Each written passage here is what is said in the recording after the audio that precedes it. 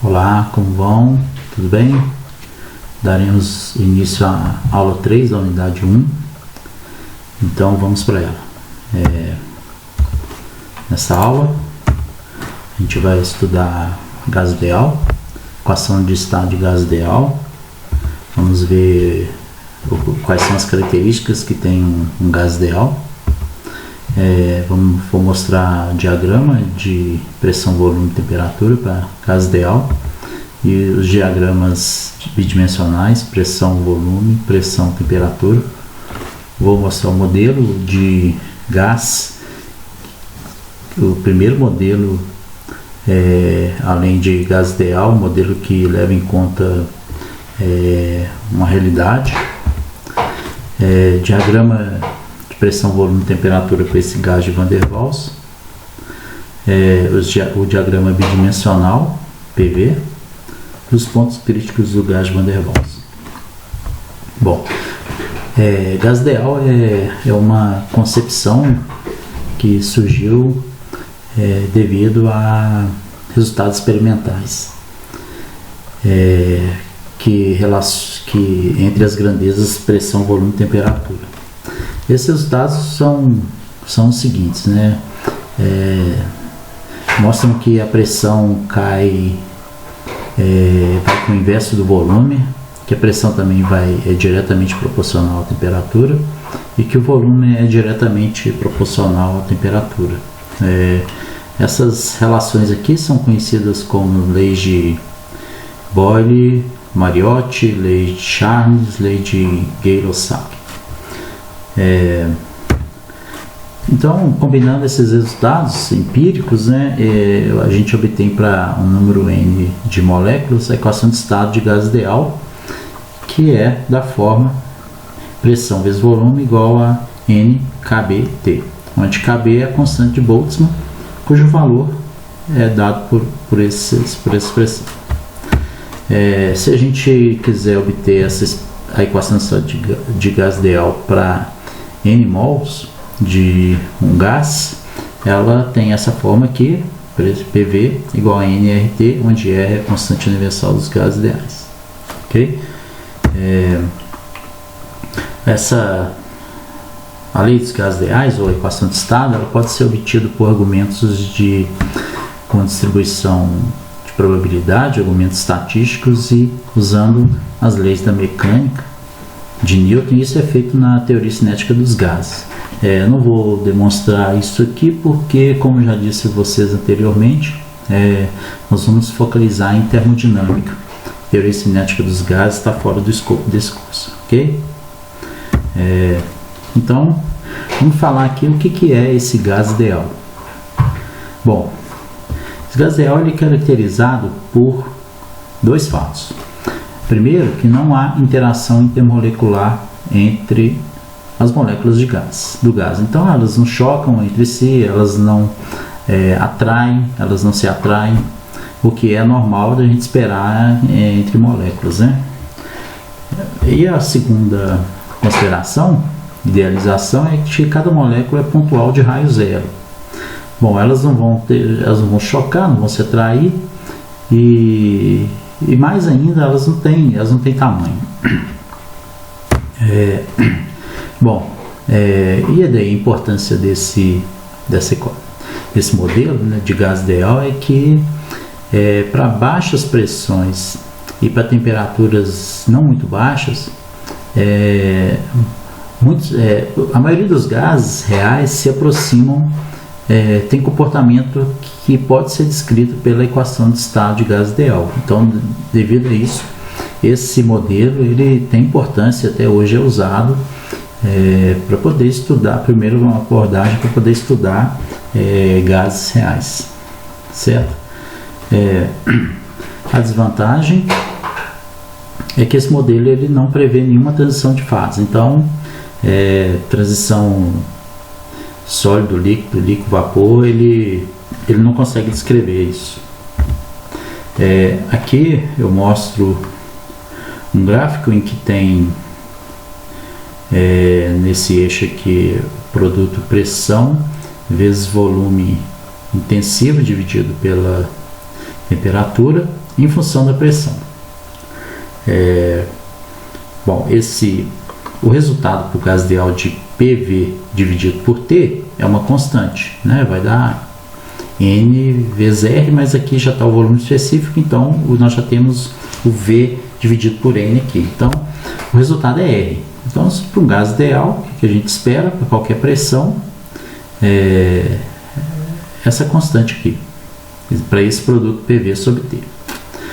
Bom, o que acontece para gases reais, essas três curvas aqui mostram como que esse produto PV sobre T, em função da pressão, ocorre para três temperaturas diferentes, sendo T1 menor que T2, T2 menor que T3.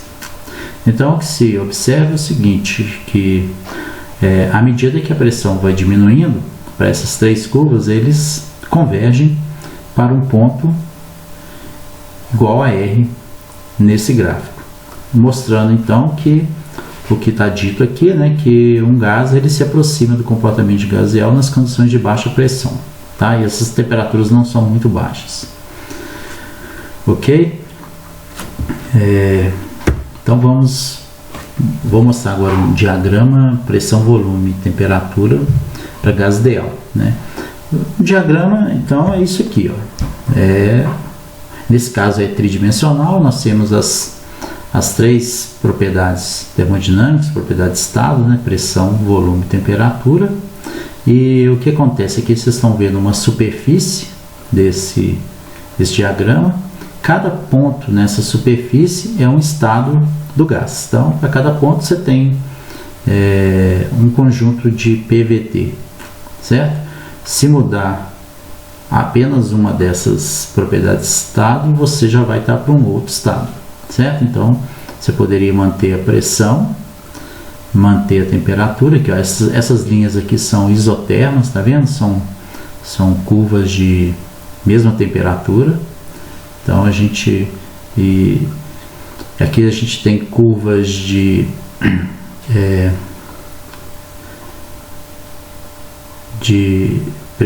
essas aqui são de pressão por volume, e aqui a gente vai ter pressão e temperatura. Bom, que eu vou explicar um pouco melhor se a gente no próximo gráfico, ok? Então já fica entendido que um diagrama PVT você representa todos os estados do sistema. Não quer dizer que todos os estados que podem ser representados aí são estados possíveis. Isso é uma outra discussão. Então aqui tem os diagramas bidimensionais, pressão, volume, pressão, temperatura para gás ideal, né?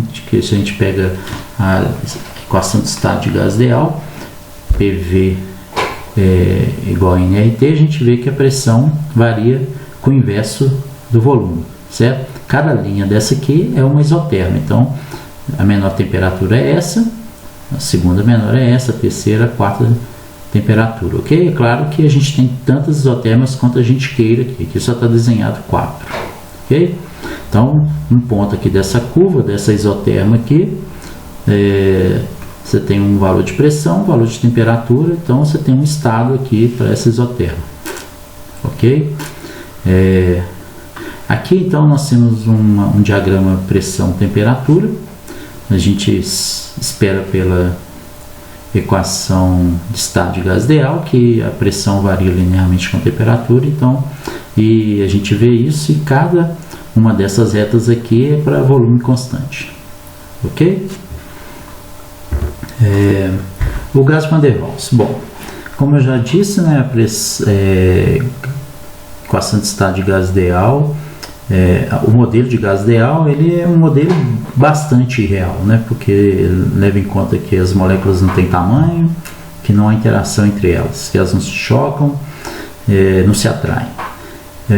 Então, o primeiro modelo de gás que levou em conta que as moléculas interagem, que elas têm tamanho, foi o de gás de Van der Waals, pelo menos no sentido de ser o modelo mais simples e mais famoso de gás que se aproxima de gás real, certo? Ele usou argumentos moleculares. Os argumentos moleculares aqui um gás tem moléculas e elas interagem entre si, ok? E aí ele caracterizado pelo seguinte: levou em conta que há uma fraca atração intermolecular, que é o que ocorre entre gases, e levou em conta também que as moléculas do gás ocupam um volume. Bom, com essas duas considerações e usando a lei dos gases ideais, na equação de estado, PV igual a nRT, ele já, esse fato aqui de que as moléculas ocupam volume,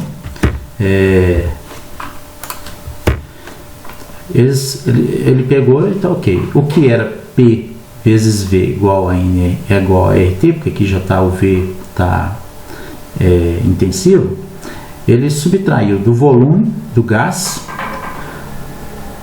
um volume B, e esse volume B é o volume das moléculas do gás. Então, o volume total que o gás está ocupando, você tem que descontar o volume das próprias moléculas, que não é acessível às outras moléculas, né? Eles não vão ocupar o mesmo espaço.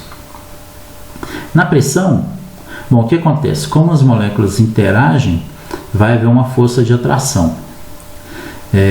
O que acontece com essa força de atração é que ela reduz a pressão que os gases fazem entre si. Então, se a gente colocasse para o lado de lá, você ia ver que a pressão era igual a RT sobre V menos B menos A sobre V2. Esse termo menos A sobre V2 tem dimensão de pressão, passado para cá. Então, a equação de estado de Van der Waals é isso aqui: P mais A sobre V2, que multiplica V menos B, igual a RT, onde A e B são constantes que são obtidas para cada amostra de gás real que você queira modelar por Van der Waals. Então aqui o termo B é o volume das moléculas, de modo que V menos B é o volume do gás acessível a cada molécula individual. O termo A sobre V2 leva em conta a redução da pressão devido às forças atrativas entre as moléculas. As constantes A e B são obtidas para cada gás que se modela por Van der Waals. E o grande salto é que, levando em conta essas interações, essa expressão ela permite descrever as transições de fase. Tá? Então, um modelo que é um modelo ainda muito simples, mas que já prevê muito mais do que uma equação de gás ideal. Então, eu vou mostrar aqui agora o diagrama pressão, volume e temperatura. Tá? Primeiro, fazendo o seguinte: se a gente olhar isso aqui, ó, a gente pode multiplicar os dois lados dessa expressão por V ao quadrado. Então aqui vai ficar RTV ao quadrado e aqui vai ficar PV ao quadrado mais A, que multiplica V menos B, ok? E aí, desenvolvendo isso, a expressão fica desse tipo aqui, ó: PV ao cubo menos PB mais RT, que multiplica V2, mais AV menos AB igual a zero. Então, a equação de Van der Waals escrita dessa maneira aqui. E por aqui dá para observar que ela é cúbica no volume. Ok?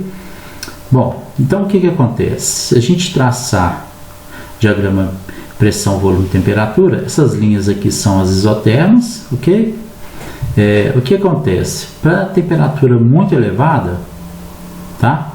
E qualquer pressão, mas temperatura muito elevada, essas isotermas aqui, elas têm a forma quase que de gás ideal, certo? Então, observa-se, por exemplo, que a pressão cai com o volume aproximadamente como um gás ideal, ou seja, com o inverso do volume. Tá? Então, quando o T aqui é muito grande, esse T,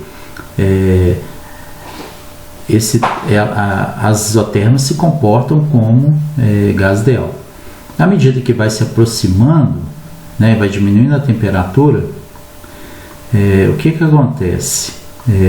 Como a gente tem que a pressão, o volume vai ao cubo, então a gente sabe que as curvas vão vão ter uma inflexão. Por que elas não aparecem antes? Porque o termos com temperatura aqui alta domina aqui nessa região. Mas para temperaturas abaixando, esse termo aqui começa a dominar. E aí vai chegar um valor de isoterma que você vai ter a inflexão dessa curva. Então, se ela tem mudança de concavidade, você tem aqui concavidade para cima e passa a ter concavidade para baixo, tá? Essa isoterma aqui é a isoterma crítica, né, no qual ocorre essa mudança de comportamento. Você tem um sistema que ele tem uma mudança assim, brusca de comportamento, sabe? Bem definida, assim, você tem uma mudança num determinado ponto, essa mudança de comportamento, você trata isso como um ponto crítico, tá? E PC aqui é o ponto crítico, tá ok? E vocês podem ver que abaixo, para isotermas abaixo de TC, né? Você tem exatamente essa característica aqui, que ela faz um Szinho aqui assim, tá certo? E aqui para baixo ainda fica mais ainda complicado. Eu vou mostrar agora o diagrama dimensional PV para Van der Waals. Tá aqui. Então, pressão, volume, gás de Van der Waals. Aqui a gente tem as isotermas de temperatura mais alta, né? À medida que vai chegando na isoterma crítica aqui, né? Aqui é o ponto crítico, tá ok? Então essa linha mais destacada aqui é a isoterma do ponto crítico, ok? Então o valor de TC e a gente vê aqui, ó, você tem uma mudança de inflexão a partir dessa isoterma, tá? Então você vê que aqui a gente vai ter 3 raízes aqui em V, resolvendo aquela equação, a equação de Van der Waals escrita daquela maneira, ok? Essa linha que está pontilhada aqui é uma linha que mostra a transição de fase, uma transição de fase aqui nesse diagrama PV, ok? Isso a gente vai ver mais para frente. Então vamos lá. Existe aquela isoterma do ponto crítico, né? Então a gente pode obter os valores, as expressões para os pontos críticos da isoterma. O que é isso? A gente vai obter qual que é o VC, o volume crítico, qual é a temperatura crítica e qual é a pressão crítica. Então o que a gente vai fazer aqui a gente sabe o seguinte: se você tem uma inflexão, no ponto de inflexão, a gente sabe que a derivada de P em relação a V, mantendo T constante, tem que ser igual a zero, tem que ser igualado igual a zero no ponto de inflexão. E a segunda derivada de P em relação a V, mantido T constante, é igual a zero. Bom, essa nomenclatura aqui para vocês deve ser nova, é a primeira vez que vocês estão vendo aqui em termodinâmica. É muito comum a gente avaliar uma grandeza em relação a outra mantendo uma constante. É o caso que a gente está fazendo, né? Se a gente está aqui, ó, a gente tem P e V mudando, mas nessa linha aqui onde a temperatura é constante, tá ok? Então é isso que a gente vai avaliar. Nós vamos derivar a expressão de V em relação a V ao longo daquela curva com temperatura constante, igualar a zero, porque nós estamos num ponto de flexão. Nós vamos tomar a primeira e a segunda derivadas, igualar a zero. Quando a gente toma a derivada disso aqui, a primeira derivada de P em relação a V vai dar isso, ok? Igualado a zero. A segunda derivada de P em relação a V dessa expressão vai dar isso aqui, tranquilo de fazer. Eu recomendo que vocês façam depois, igual a zero, ok? Então nós vamos ter duas expressões aqui, essa e essa, ok? Dá para eliminar T nas duas. Eliminando T, que a gente vai ter, vai sobrar V, ok? Então, e aí a gente consegue obter o volume crítico. Então, o volume crítico, eliminando T nessas duas expressões, vai dar que VC igual a 3B. Sugiro que vocês façam essa conta, ok? conhecido o volume crítico, ok? Volume crítico, então, só voltando aqui, ó. Então, no ponto crítico aqui, a gente vai ter esse volume aqui, o volume crítico, ok? Conhecido o volume crítico, a gente substitui em qualquer uma das duas aqui, a gente obtém a temperatura crítica, ok? E sabendo a temperatura crítica e o volume crítico, a gente substitui nessa expressão aqui, ok? E aí a gente obtém a pressão crítica que está aqui, ó. Beleza?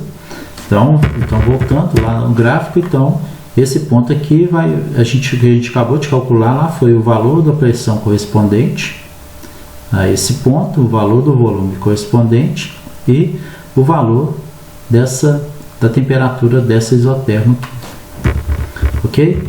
Bom, com isso a gente termina a unidade 1, de acordo com o que foi programado para esse início de curso desse período especial de outono. E a gente logo se encontra com a continuidade da disciplina. Ok, até mais para vocês.